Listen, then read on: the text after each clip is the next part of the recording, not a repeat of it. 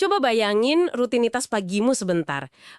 Kamu baru aja bangun, mata mungkin masih agak berat. Belum 100% nyawa kumpul ya. Nah, iya belum kumpul. Dan hal pertama yang secara refleks kamu cari biasanya adalah secangkir kopi hangat atau teh pekat. Aromanya aja kadang udah cukup bikin melek. Benar banget. Bahkan sebelum kamu meminumnya, wanginya itu udah kayak tombol on buat otakmu. Ini tuh ritual yang mengikat kita semua sih, dimanapun kita berada. Setuju.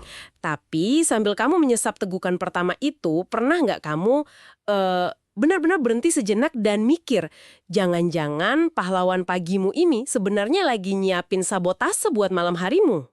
Wah, itu pertanyaan yang sangat relevan.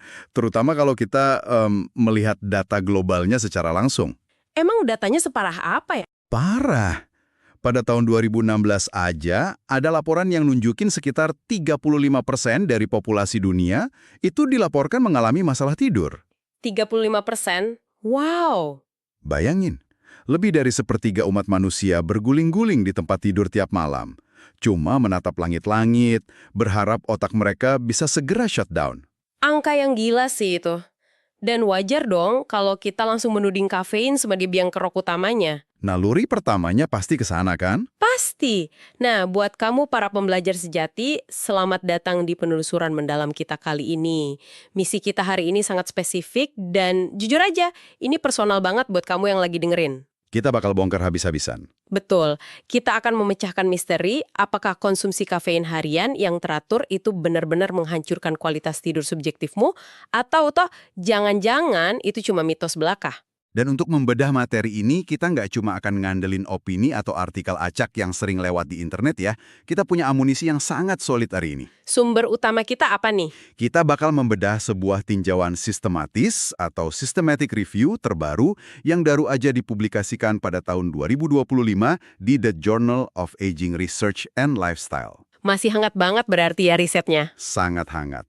Dan yang sangat menakjubkan di sini adalah bagaimana para peneliti ini menyaring data mereka. Prosesnya benar-benar brutal. Brutal gimana maksudnya? Tinjauan sistematis kan emang biasanya ngumpulin banyak studi sekaligus. Iya, tapi mereka mulai dengan jaring yang sangat luas. Mereka ngumpulin 6.908 studi dari database medis raksasa. Hampir 7.000. Betul, hampir 7.000 dari PubMed, Scopus, dan Science Direct. Tapi mereka nggak nelen semuanya mentah-mentah. Filternya super ketat. Berarti banyak yang dibuang dong. Banyak banget. Kalau studinya cuma pakai tikus lab, buang. Kalau durasinya terlalu singkat, buang. Masuk akal. Kita butuh data manusia sungguhan. Tepat. Atau misal partisipannya cuma ditanya, kamu minum berapa cangkir? Tanpa ngukur dosis miligram kafeinnya secara pasti. Itu juga langsung dibuang. Wow, jadi mereka benar-benar nyari standar emasnya aja. Terus, dari hampir 7.000 studi itu, sisa berapa yang akhirnya lolos audisi gila ini? Cuma 10. Hah, 10 doang? Iya, cuma 10 studi epik yang dianggap benar-benar punya kualitas metodologi yang kuat dan layak buat dianalisis. Gila, ketat banget ya. Tapi sebelum kita masuk ke temuan mengejutkan dari 10 studi ini, ada satu istilah kunci yang harus kita sepakati dulu. Karena ini jantung dari analisanya. Istilah apa itu? Kualitas tidur subjektif atau subjective sleep quality. Oke, mari kita perjelas ini buat pendengar. Karena biasanya kalau dengar kualitas tidur dalam sains, bayangan kita langsung ke orang yang tidur di lab, kepalanya penuh kabel sensor buat ngukur gelombang otak. Nah, justru bukan itu yang diukur di sini. Kualitas tidur subjektif itu sepenuhnya tentang kamu.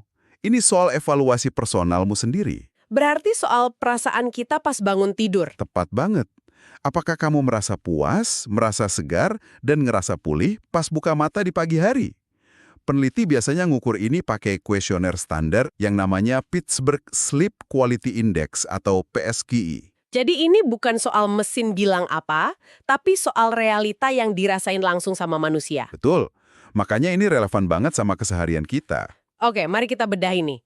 Pas saya pertama kali baca ringkasan hasilnya, saya sampai harus ngecek ulang catatan saya saking kagetnya. Hasil utamanya memang lumayan bikin geleng-geleng kepala. Gimana nggak geleng-geleng? Dari 10 studi super ketat tadi, coba tebak, berapa banyak yang dengan tegas nyatain kalau kafein itu menurunkan kualitas tidur?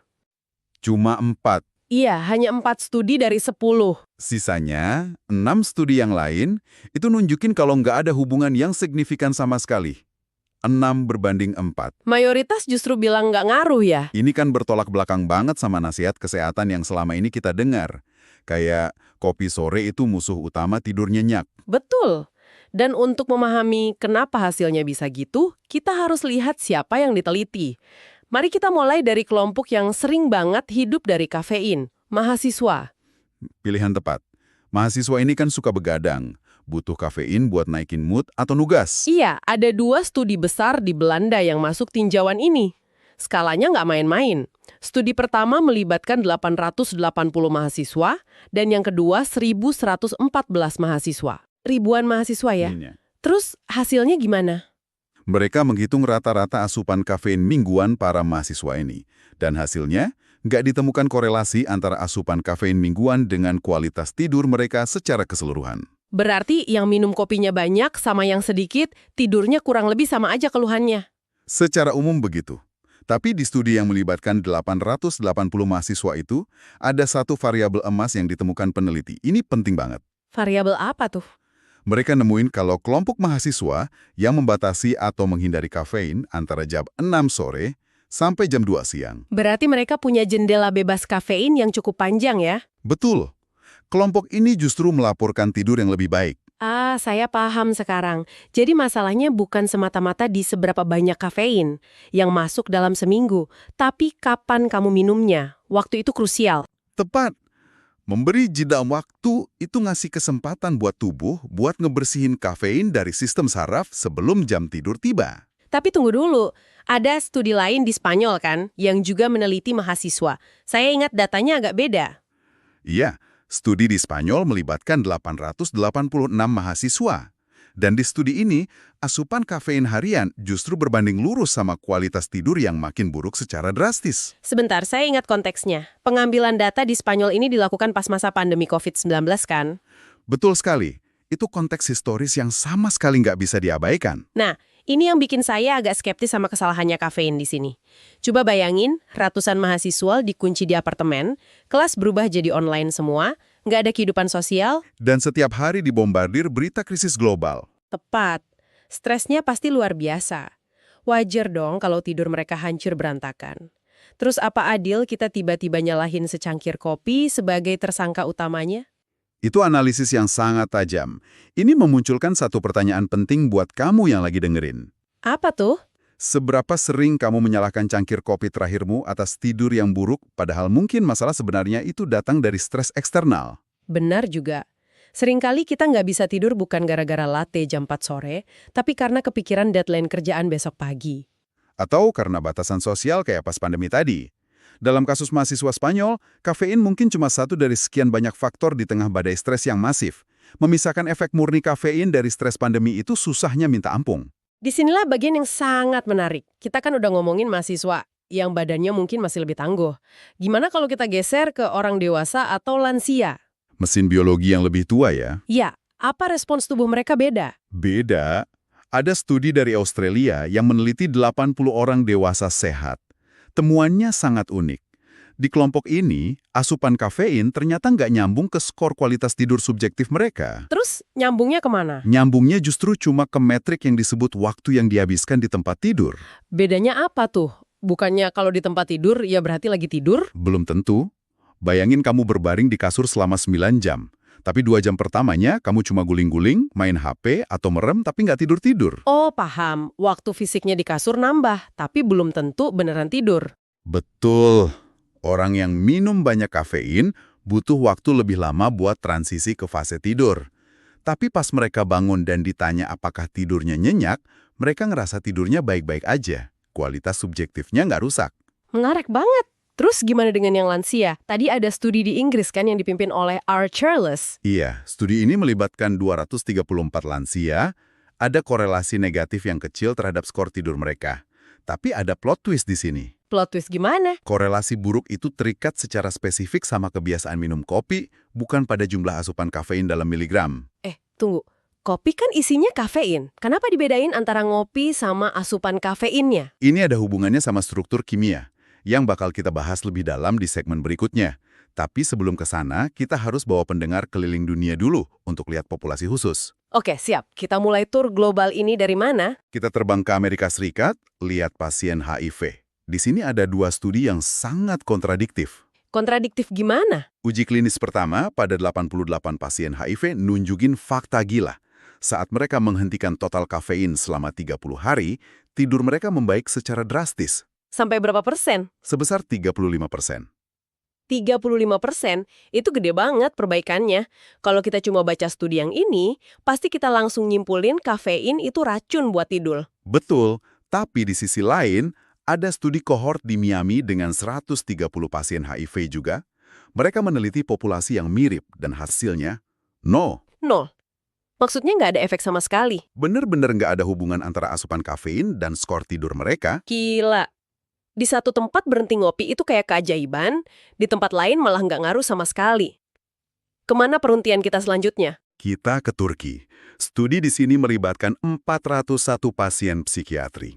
Dan temuannya jelas, kafein berdampak jauh lebih negatif pada penderita gangguan mood dibandingkan pada orang sehat. Kalau yang ini masuk akal banget sih. Kalau otakmu udah gampang cemas atau pikirannya lari kemana-mana gara-gara gangguan mood, dikasih stimulan kayak kafein tuh ibarat nyiram bensin ke api kan? Analogi yang sangat pas. Reseptor otak mereka udah siaga tinggi. Kafein bikin overstimulasi makin parah. Nah, sekarang perhentian terakhir tur kita.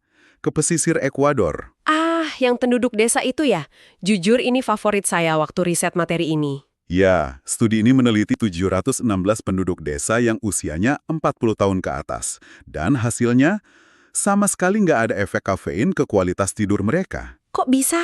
Apa orang sana kebal kafein? Bukan kebal. Jika kita hubungkan ini dengan gambaran yang lebih besar, gaya hidup mereka itu kunci jawabannya. Gaya hidup agraris yang tradisional itu ya? Betul, mereka bangun bareng matahari, kerja fisik di ladang seharian, dan istirahat pas matahari terbenam. Dan sumber kafein mereka itu teh lokal atau kopi yang dosisnya sangat rendah. Oh, beda jauh lah ya sama orang kota yang bisa nenggak kopi ratusan miligram sekali duduk dari kedai kopi kekinian. Jauh banget, karena asupannya alami dan rendah, ditambah aktivitas fisik yang intens dan paparan sinar matahari langsung, efek kafein ke tidur mereka hilang gitu aja. Siklus sirkadian mereka bekerja persis seperti desain alam. Jadi, apa arti dari semua ini? Coba bayangin kebingungan pendengar sekarang. Mahasiswa Belanda bilang kopi aman asal waktunya pas. Mahasiswa Spanyol tidurnya hancur. Pasien di satu kota membaik tanpa kopi, di kota lain biasa aja. Di Turki makin cemas, di Ekuador tidur pulas. Kenapa datanya bisa seberantakan ini saling bertolak belakang? Pertanyaan yang sangat valid.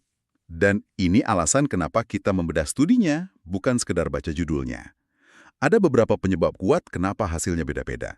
Pertama, recall bias atau bias ingatan. Bias ingatan. Gimana tuh cara kerjanya di survei-survei ini? Coba saya tanya, kamu ingat nggak persisnya berapa mililiter kopi yang kamu minum hari Kamis minggu lalu jam 3 sore? Terus itu double shot atau single shot?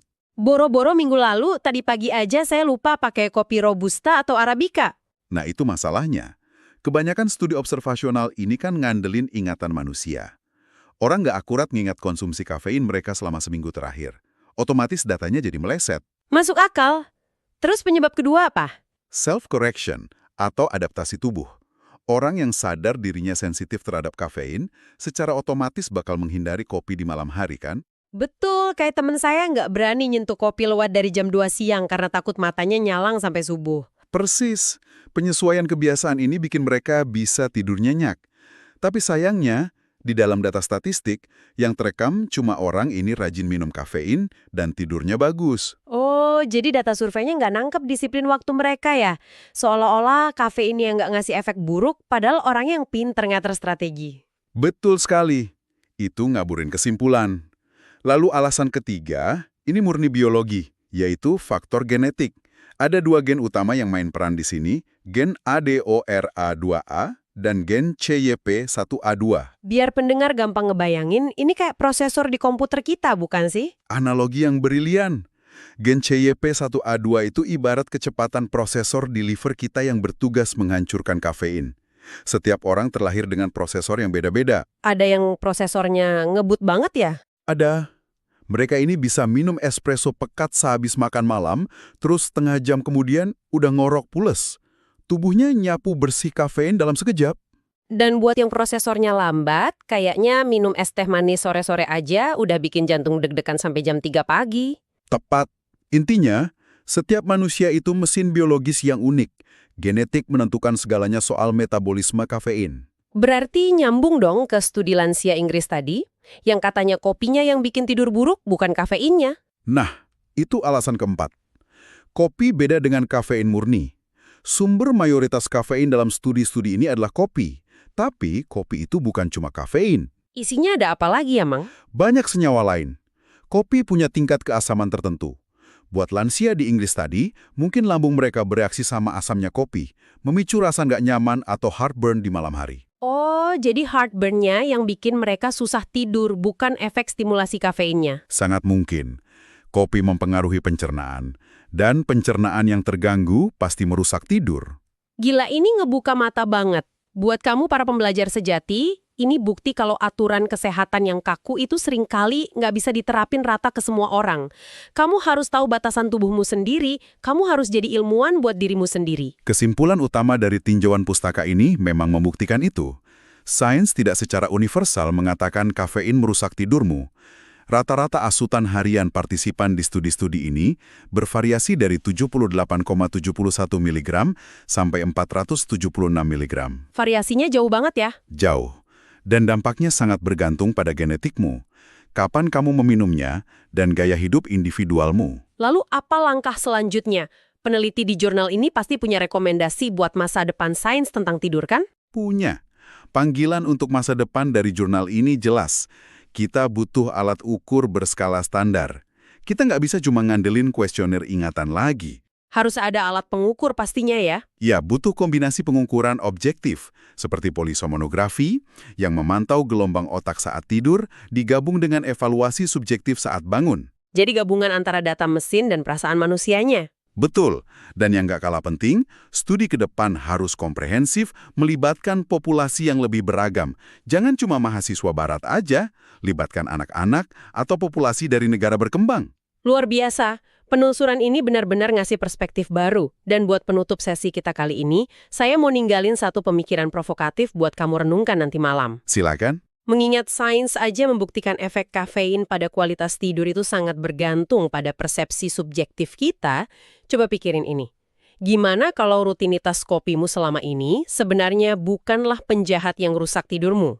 Terus, apa penjahat sebenarnya? Gimana kalau kualitas tidurmu emang udah hancur sejak awal gara-gara gaya hidup modern, paparan layar gawai tiap malam, kurang gerak, dan stres yang kronis? Jadi kopi cuma kambing hitamnya? Tepat. Gimana kalau kafein itu sebenarnya cuma alat penawar sementara yang mencegahmu menyadari betapa lelahnya tubuhmu yang sebenarnya di balik semua tuntutan modern ini? Itu pertanyaan yang dalam. Memaksa kita mengevaluasi seluruh gaya hidup kita, bukan cuma isi cangkir kita. Betul banget. Terima kasih sudah bergabung dalam sesi bedah materi kita kali ini. Semoga obrolan kita ngebantu kamu lebih peka mengenali ritme unik tubuhmu sendiri. Jangan ragu buat terus observasi kebiasaan harianmu ya. Sampai jumpa di penelusuran mendalam kita selanjutnya. Tetap kritis, jangan berhenti belajar, dan semoga malam ini tidurmu benar-benar nyenyak.